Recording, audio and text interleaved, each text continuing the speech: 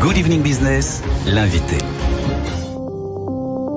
On est dans une période où le nombre de difficultés des commerçants a été multiplié par 2. Début 2023 comparé à début 2022. Donc si vous voulez, difficultés financières, ça s'ajoute à l'inflation, ça s'ajoute aux matières premières, ça s'ajoute au prix de l'énergie.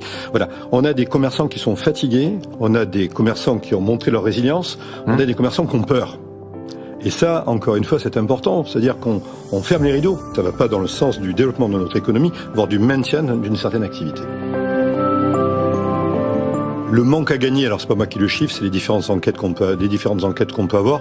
Globalement, on voit une baisse de 20% de l'activité. Si je prends l'exemple de Paris, on a à peu près 92% des commerçants qui sont touchés. Et donc, la moitié nous disent qu'ils ont des baisses de 30% de fréquentation et donc de chiffre d'affaires, parce que c'est assez lié. Ça, c'est pour le commerce alimentaire, et le non alimentaire, c'est 60%. C'est extrêmement grave. Et si je regarde maintenant le tourisme, 81% des hôteliers de la région parisienne nous disent avoir eu des annulations de dernière minute. Alors, c'est pas toutes les annulations. Mais vous savez, l'équilibre économique est fragile. Il suffit d'avoir 3% de moins pour tuer la marge d'un commerçant. Quand on touche les commerçants de proximité, il y en a 500 000 en France. 500 000, 1,4 million d'emplois.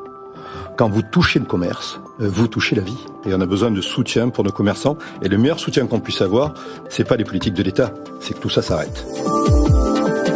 Alors, concernant le moral, dire qu'aujourd'hui c'est l'euphorie, c'est pas vrai. Non, bien sûr. On est bien sûr sur une moyenne basse. Et si je regarde la sous-segmentation des commerçants, ce sont eux qui ont le moins de moral, bien sûr. C'est pas un problème d'être optimiste ou pessimiste, c'est un problème d'être réaliste. Bon, je crois qu'il faut être réaliste. Moi, si je viens sur votre plateau, c'est pour vous dire ce qui se passe, qu'on ressent, ce que me disent les entreprises que nous représentons. Aujourd'hui, il y a cette souffrance, il y a cette fatigue, il y a cette peur, il y a cette résilience, cette envie de croître dans tous les cas.